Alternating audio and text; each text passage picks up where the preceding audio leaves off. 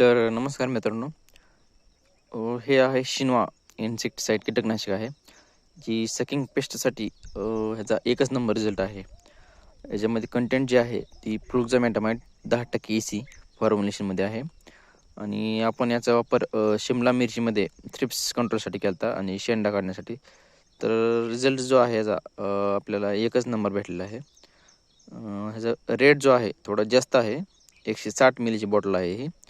परंतु याचा रिझल्ट आहे तो बाकीच्या औषधांपेक्षा चांगला वाटला, त्याच्यामुळं तुम्हाला सांगत आहे.